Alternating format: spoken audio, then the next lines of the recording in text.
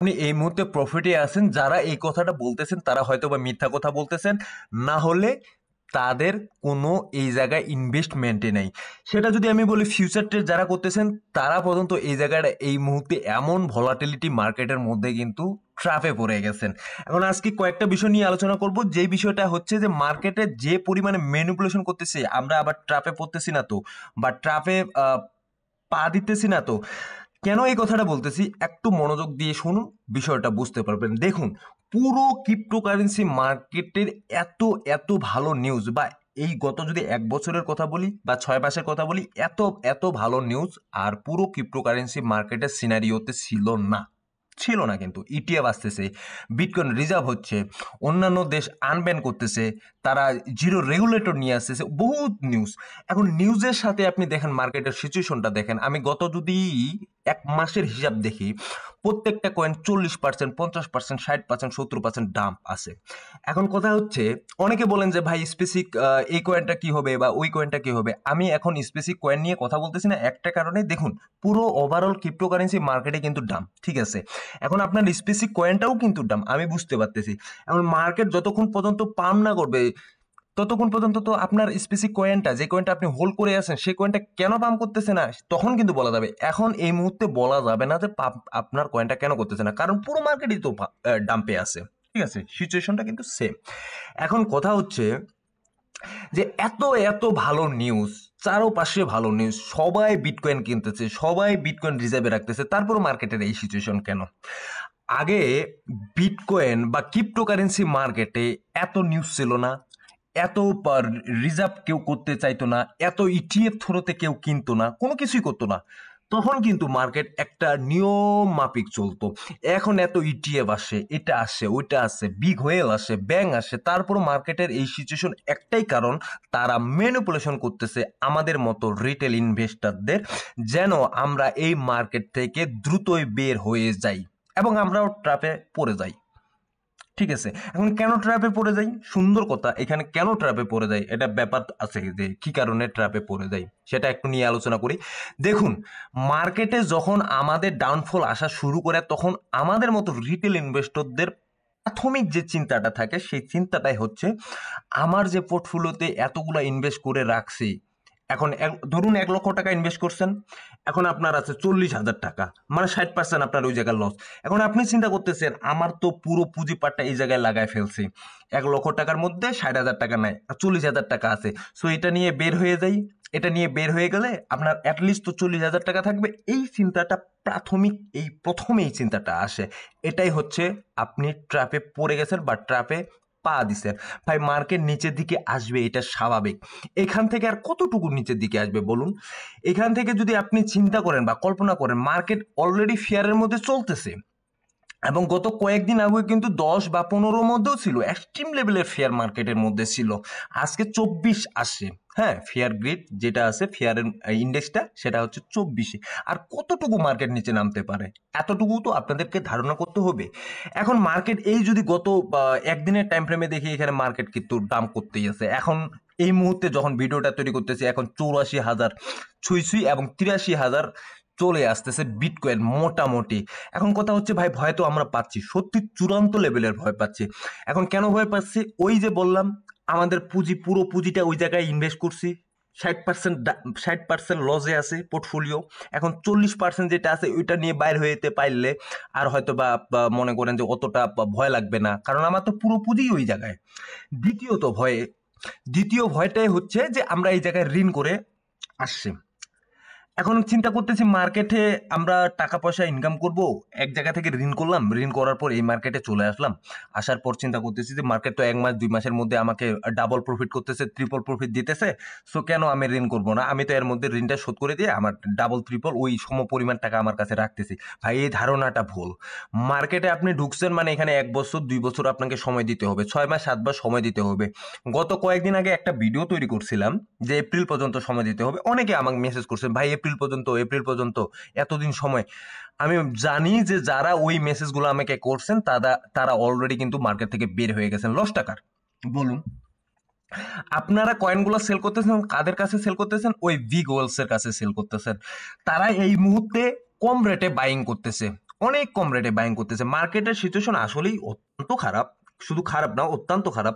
যদি বিটকয়েনের ক্ষেত্রে দেখি, সেখানে মার্কেট যেখানে 2 ট্রিলিয়নের একটা মার্কেট ক্যাপ ছিল, এখানে চলে আসে মোটামুটি 1.5 ট্রিলিয়নের কাছাকাছি। তো এই জায়গায় যদি ইথিরিয়াম দেখি, এখানে 2137, যেটা মোটামুটি একটা জায়গায় স্টে করতেছে, সেখানে এসআরপি $2 কাছাকাছি চলে আসে। যদিও এসআরপি কিছুদিন আগে পাম্প করছে, সোলানা 135, ওকে মানলাম। যদি লাইট কয়েনের কথা চিন্তা করি, লাইট কয়েন এখানে $100 নিচের দিকে ট্রেড করতেছে। সুই আছে $2, $2.5 কাছাকাছি। অ্যাভালান্স $19। সো অলমোস্ট যদি দেখি, প্রত্যেকটা কয়েনে এই জায়গায় টন হচ্ছে $3-এরও নিচে টন চলে আসে। শিবা ইনু বলেন বা পেপে বলেন, যে কয়েনগুলো আছে আপনার মিম কয়েন, সেই কয়েনগুলোর অবস্থা তো আরো খারাপ, আরো বেগতিক। এখন কথা হচ্ছে আইসিপির মতো কয়েন $5, $5.5 কাছে আছে। আপনার পেপে আছে 5x062। এই যে সিচুয়েশনটা, এখন কিন্তু আপনি যে কয়েনগুলো সেল করতেছেন, কারা নিতেছে? Big whales. তারা এই মুহূর্তে কম দামে বাইং করতেছে। মার্কেট কিন্তু তারাই একটা সময় পাম্প করাবে। আবার আমরা ওই জায়গাটাতে যখন পাম্প করবে, তখন কিন্তু আমরা কিনতে যাব, ওই আবার ট্র্যাপে পড়ে গেলাম। সো ট্র্যাপে বারবার পড়তে পড়তে পড়তে আমাদের কিন্তু সর্বস্ব হারিয়ে ফেলতেছি। এখন আরেকটা জিনিস যেটা বললাম, ঋণ করলে এই জায়গাটাতে মার্কেটে আপনি টিকসই হতে পারবেন না। আরেকটা হচ্ছে ধার করে। আপনি কারো কাছ থেকে টাকা ধার করে নিয়ে আসলেন, আপনার মাথায় তো চিন্তা থাকবে যে আমি কবে মার্কেট পাম্প করবে, কখন আমি ধারটা শোধ করতে পারবো, কখন মার্কেট পাম্প করবে 2x 3x 4x দিবে, কখন আমি ধারটা শোধ করতে পারবো। এখন কথা হইতেছে ভাই, দেখুন, মার্কেট আপনার কথা মতো চলবে না, মার্কেটের কথা মতো চলবে। মার্কেট চিন্তাই করে যে আপনাকে কিভাবে এই জায়গা থেকে বের করে দিবে। এগুলো তো সাইকোলজি। মার্কেটের সাইকোলজি সম্পর্কে যদি আমরা না জানি, সেক্ষেত্রে মার্কেট আমাদেরকে ধরা বারবার খাওয়াবে, আর আমরা বারবার এই মার্কেটে আসবো। এক ভাই আজকে কমেন্ট করছেন, কমেন্টের উত্তর দিতে ওনার কাছে পারি নাই। তিনি বলছিলেন যে আমি যে টাকাটা ইনভেস্ট করছি, সেটা একটা বাইক কেনার জন্য রাখছিলাম, বাট ইনভেস্ট করছি। এখন আমি মনকে সান্ত্বনা দিচ্ছি যে বাইক কিনলে হয়তো বা কোনো অ্যাক্সিডেন্ট হইতো। সো আমার মার্কেটে এই জায়গার টাকাটা আছে, কতদিন পরে আর থাকতেছে থাকুক। সো এটা ঠিক আছে, ভাইয়ের এই কথাটাতে আমি একমত একদিক দিয়ে, কারণ ভাই ওর নিজস্ব টাকাটা ইনভেস্ট করছে, যে টাকাটা সে অন্য কাজে লাগানোর চেষ্টা করছিল বা শখ পূরণ করার চেষ্টা করছিল, সেই টাকাটা তিনি এই জায়গায় নিয়ে আসছে।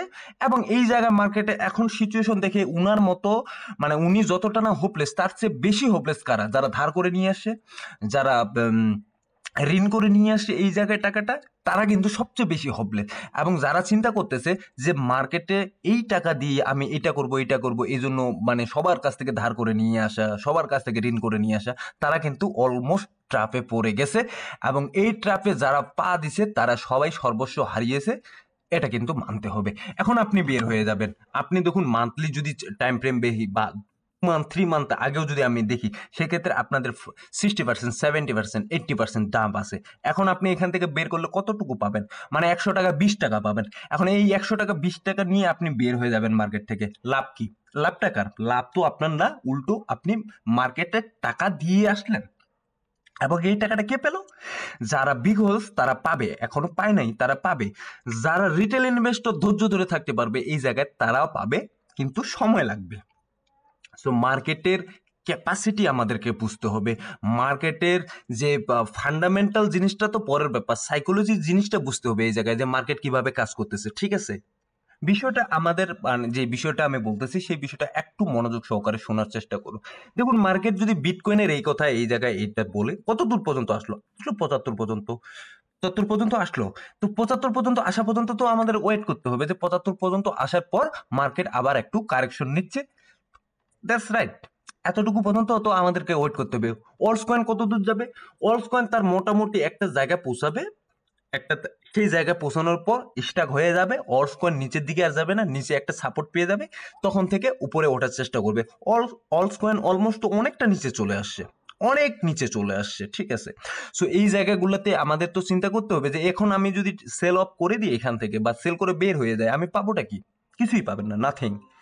সো ঘুরে ফিরে কিন্তু ওই কথাটাই আসতেছে বারবার, যে আপনাদের যেই জিনিসটা করতে হবে সেটা হচ্ছে যে ধৈর্য ধরতে হবে। এখন অনেকে ধৈর্য ধরতে পারবেন না, অনেকে বের হয়ে যাবেন, অনেকে হতাশায় পড়ে যাবেন, হতাশায় অলরেডি পড়ে গেছেন।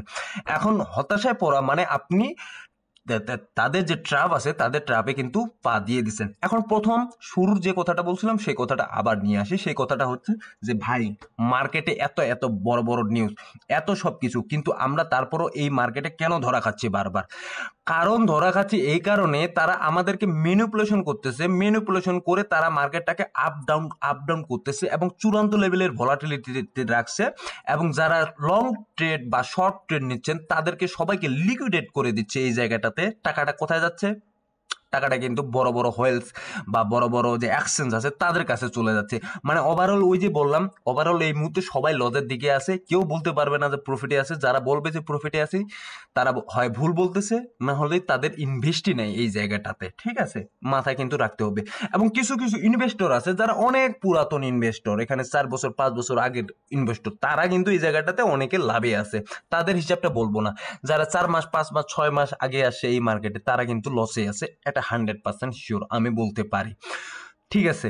সো এই বিষয়গুলো মাথায় রাখবেন। এবং আমি বলবো যে ভাই, আপনাদের যদি যদি সমস্যা না থাকে, একান্ত যদি মার্কেটে আপনাদের কোনো সমস্যা না থাকে, তাহলে আমি বলবো মার্কেটে শুধুমাত্র মার্কেট এই জায়গাটাতে ক্র্যাশ করতেছে, মার্কেট এই জায়গাটাতে নিচে আসতেছে, বিদে আপনারা সেল অফ করে দিয়ে বের হয়ে যাবেন বা টেনশন মুক্ত থাকবেন, তাহলে কিন্তু আপনার জীবনে সবচেয়ে বড় ভুল করবেন। কারণ মার্কেটে আসছেন, একটা কথাই আছে ক্রিপ্টোকারেন্সি মার্কেট সম্পর্কে, ক্রিপ্টোকারেন্সি মার্কেট সম্পর্কে যে কথাটা আছে সেই কথাটা হচ্ছে যে এই মার্কেটে মানে মানে সহজ ইনকামের সবচেয়ে কঠিন রাস্তা হচ্ছে ক্রিপ্টোকারেন্সি মার্কেট, সহজ ইনকামের সবচেয়ে কঠিন রাস্তা। সো মার্কেট আপনাকে টেনশন দিবে না, মার্কেট আপনাকে ফ্রি ফ্রি টাকা দিয়ে দিল, এরকম কিন্তু কখনো না। মার্কেট যদি এত সহজ হইতো তাহলে এই জায়গাটাতে সবাই মিলিয়ন মিলিয়ন ডলার ইনকাম করতো, ট্রিলিয়ন ট্রিলিয়ন ডলার ইনকাম করতো। বাট মার্কেট এত সহজ না, এই বিষয়টা আমাদেরকে মাথায় রাখতে হবে। সো ওভারঅল যদি সিচুয়েশন দেখি, সিনারিও দেখি, খুবই ভয়ঙ্কর সিনারিও, খুবই ভয়ঙ্কর সিনারিও। বিটকয়েন 84,000 83,000-এ ফল ডাউন করার একটা পসিবিলিটি এই মুহূর্তে দেখতে পাচ্ছি। বিটকয়েন পাশাপাশি যদি অল্টস কয়েনগুলো দেখি, অল্টস কয়েনগুলো কিন্তু মোটামুটি গত 24 ঘন্টায় 5%, 4%, 6% দাম। ওভারঅল যদি পুরো মান্থলি হিসাব দেখি, সেক্ষেত্রে মান্থলি হিসাবে 40%, 50%, 36%, প্রত্যেকটা কয়েনই এরকম কিন্তু দাম আছে। সো আই হোপ আপনারা বিষয়টা বুঝতে পারছেন। অনেক লম্বা একটা বক্তব্য দিলাম, এবং মার্কেট সম্পর্কে না যতটুকু বক্তব্য দিয়েছি তার চেয়ে কিন্তু সাইকোলজি বিষয়টা, যে আসলে অ্যাকচুয়ালি এই মার্কেটে আমাদের কি করা উচিত সেই বিষয়টা বললাম। সো ধন্যবাদ সবাইকে, ভালো থাকবেন, সুস্থ থাকবেন, দেখা হবে নতুন কোনো ভিডিও নিয়ে। এবং যেদিন ভিডিও নিয়ে আসবো, আপনারা আশা করেন, আমিও প্রত্যাশা করি যেন একটা ভালো নিউজ আপনাদেরকে দিতে পারি।